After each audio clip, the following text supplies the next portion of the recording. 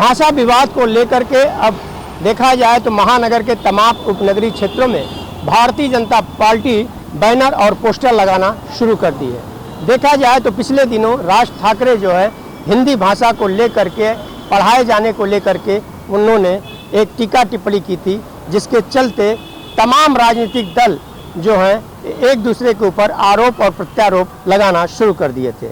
आप देख रहे होंगे कि यह जो बैनर लगा है इस पे लिखा है ही नव्हे भाषाची शक्ति ही तर महाराष्ट्रची भक्ति, तोड़त नाही भाषा जोड़त, यानी कि भाषा जो है तोड़ती नहीं है उसे जोड़ती है। इस तरह के बैनर लगाए गए हैं। भाषा विवाद को लेकर के चल रही बैनरबाजी में अब भाजपा इसी तरह से एंट्री लेकर के मुंबई भाजपा ने शहर में कई जगहों पर बैनर लगाया है। मराठी भाषा के साथ हिंदी भाषा पहली कक्षा से 5वीं कक्षा तक लागू किया जाना ये भाषा को जबरन लादना नहीं बल्कि एक दूसरे को करीब लाने का प्रयास है। यह भाषा शक्ति नहीं है, महाराष्ट्र की भक्ति है। और वहीं दूसरी तरफ भाषा तोड़ती नहीं बल्कि जोड़ती है।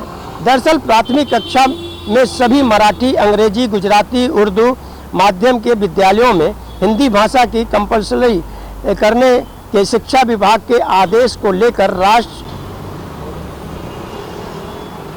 भाषा विवाद को लेकर के अब देखा जाए तो महानगर के तमाम उपनगरीय क्षेत्रों में भारतीय जनता पार्टी बैनर और पोस्टर लगाना शुरू कर दी है। देखा जाए तो पिछले दिनों राज ठाकरे जो है हिंदी भाषा को लेकर के पढ़ाए जाने को लेकर के उन्होंने एक टीका टिप्पणी की थी, जिसके चलते तमाम राजनीतिक दल जो हैं एक दूसरे के ऊपर आरोप और प्रत्यारोप लगाना शुरू कर दिए थे।